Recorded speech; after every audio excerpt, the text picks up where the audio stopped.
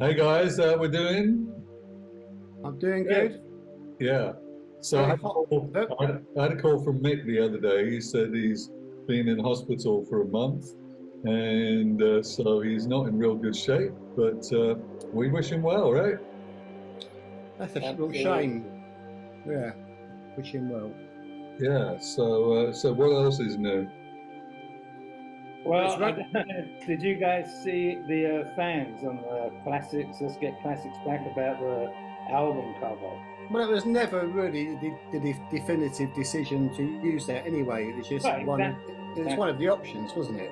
Right, and we got what have we got? Four nice pieces of artwork, Yeah. I think. Three or Well, four, yeah. well, of course, our final choice is going to be a picture by the original artist who used to do Exactly. the all of our early records. Exactly. And so it's never before been seen, never before been released. We've been holding it back all these years, and so everybody will recognize the style. It'll be very much like we used to have back in the day. I think they'd be happy with it. Yeah. Well, I think it's really good. So shall we talk about the record then? Here we are. It's pretty much all ready to come out, and so the album, yeah. So the album begins. Finally, hooray. The album begins with a bit of instrumental, prelude, like our early albums used to do, and then into Fixerosa.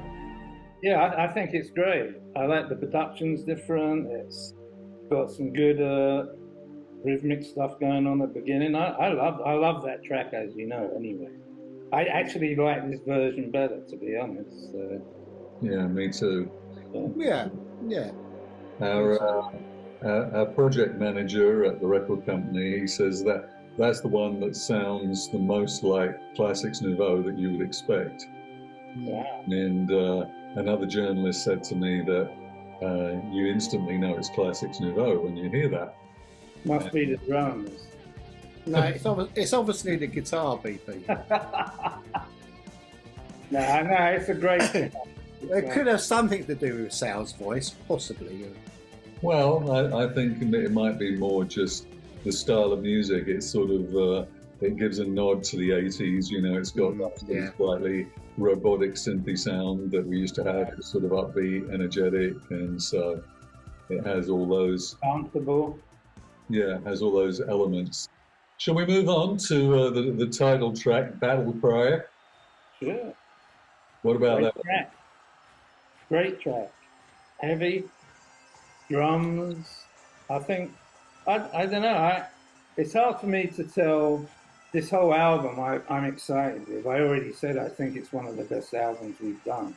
Actually, I think it is. Obviously, Night People was the first album. It was Night People. But this to me is exciting. There's not one track on there that I really don't like. Battle Cry is really exciting. It's Classix Nouveaux now, isn't it? I mean, we're not going to be Classix Nouveaux from 40 years ago, but that's what we sound like now, and it rocks. Definitely. Well, let's see what everyone else says, but I like it. And great production. So, yeah, it's not a bad one. No, it's very good. Excellent, in fact. So the next one is Wretched. I think Sal should start with this one. So I wanted to, in the introduction, give a little nod to that era of music. You know, you had the sort of keyboards. Well, obviously it went in a different direction once the Gregorian chant comes in and everything. And then it's got the ethnic percussion that was like a feature that we used to use sometimes back in the day. So like all the other songs, it sort of went in another direction. Every song went in another. I think out of all of them, probably it's more like us in the old days. More influences there, to me anyway. Yeah, a nod back to the 80s more. Yeah. Which brings us to Final Symphony. Nothing like us back in the day. I'm proud of this album because when we heard the demos, what Sal did and that, and then we all contributed to it, it's completely, not completely different, but it's not the old classics. To me, it's the new. And it's got elements all through the album of classics, but it's different. I think they like it. And So it should be. huh? So it should be. It'd be a bit sad, wouldn't it, if we hadn't moved on after all this time? No. So this brings us to talking about that. This brings us to No Do-Overs. And it's a great song. The guitar sounds great in that. It's one of my favorite guitar sounds. I think the other thing to say about that is the fans can look forward to the fact that all the words of that song are hits from the 80s. Exactly. And so you have to go and see if you can spot the songs. And so I was kind of just looking back. It's a nostalgic sort of song, really. And It's a clever song, how you actually put that together. When I tell people about that, like my friends, they're like, wow, really? But obviously a lot of American people don't know some some of the so it'd be better for the British fans fans. who Yeah. go, oh wow, this, that, oh yeah, and not mentioning anyone. I But, think it is very British sounding, that tune. oh yeah, definitely. It's But an epic- we'll have to have a competition when it comes out to see who'll be the first person to be able to list all the songs. yeah. Anyway, so that brings us up to Revelation Song. Yeah, Revelation Song. Love this song. I love the groove. Just the drumming is like, I mean, I play different on this. And I played live, no machine or anything. And I love this. This is another strange song as well. Well, it's really like a sort of funky hard rock song, isn't it, basically? That's what's real interesting. Like normally with a hard rock song, you expect it to be mostly lots of distorted guitars and all that. Whereas this one, it's just got a real heavy groove to it. And the combination, the drumming is very powerful.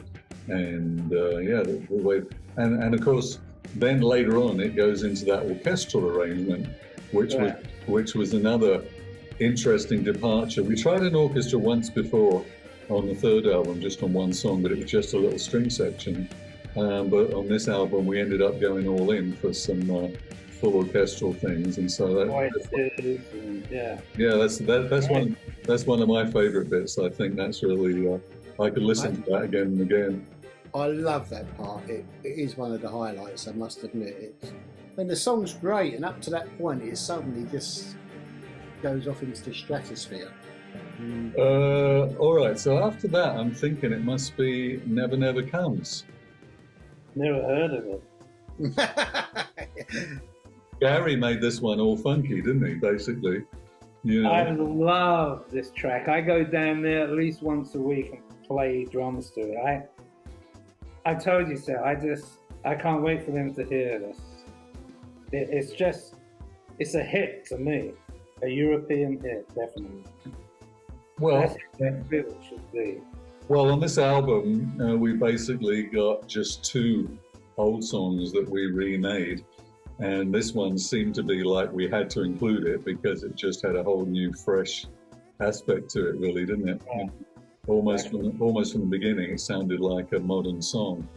And so, in Poland, they love this song, but hopefully they'll love it just as much or more now as the new improved version. Well, Gary got his funkiness on it again. Yeah, another bit of fun. Yeah. It sounds a bit like Nile Rodgers suddenly walked into the studio. Exactly. No, it sounds good. The interlude leading into Inside Outside, when that started to come together, and then Gary said that this sounds like a totally different song. And so I thought, all right, we'll make a different song then, interlude, and then into Inside Outside. Yeah, I love the way it comes into it. It's great. Yeah, I think Inside Outside sounds completely different to me anyway to the original Inside Outside.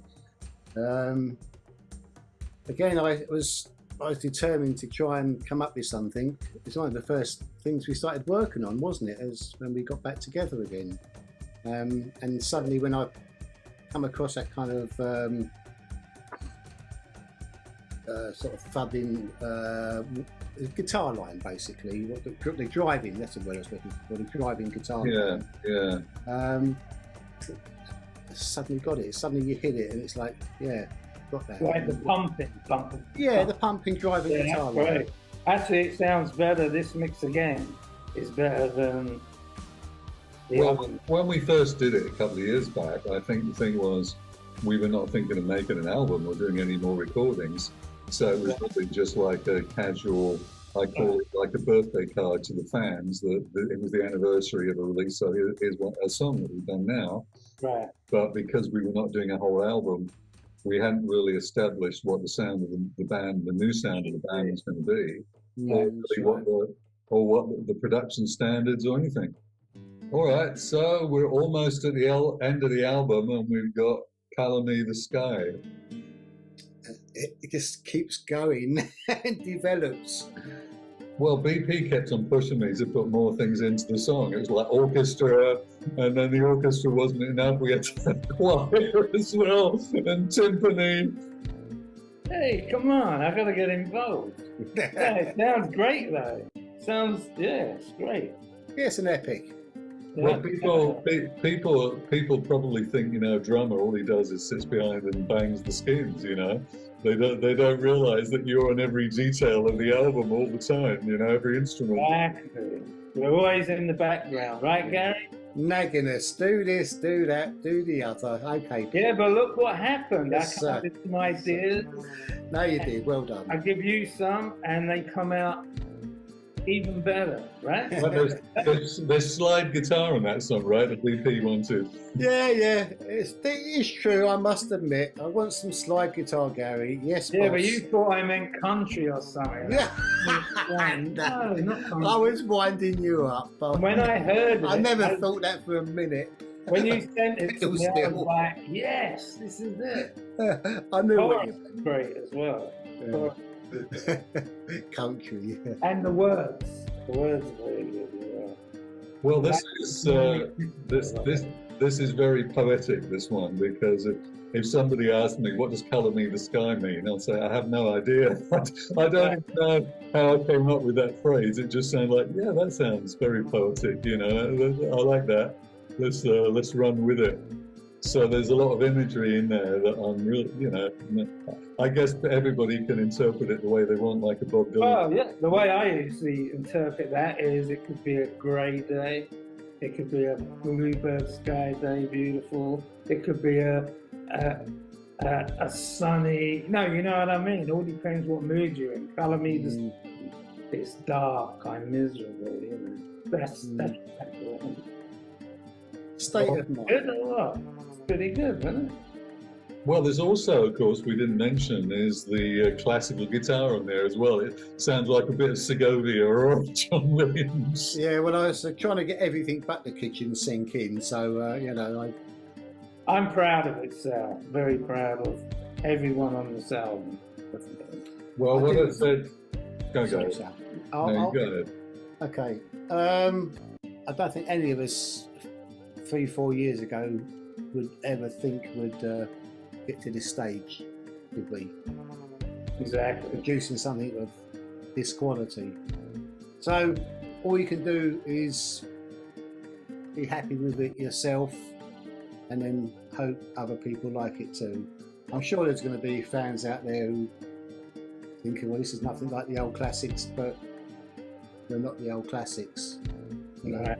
We're in our 60s now, and this is what we do. So, Well, I said to somebody yesterday that the fans will always love the music of their youth.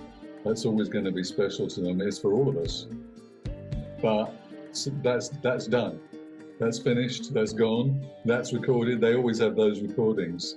Now we've made the music for their maturity. And so this album, it represents our maturity as musicians, as a band, and hopefully they can enjoy it as mature people, like enjoy the depth that is there, the musicianship, the quality of the production, the message, and so on. And so for this time of life that we're in, that they're in, hopefully it can be just as special as all the old stuff was when we were all young, right? Here, here. Well said, that man.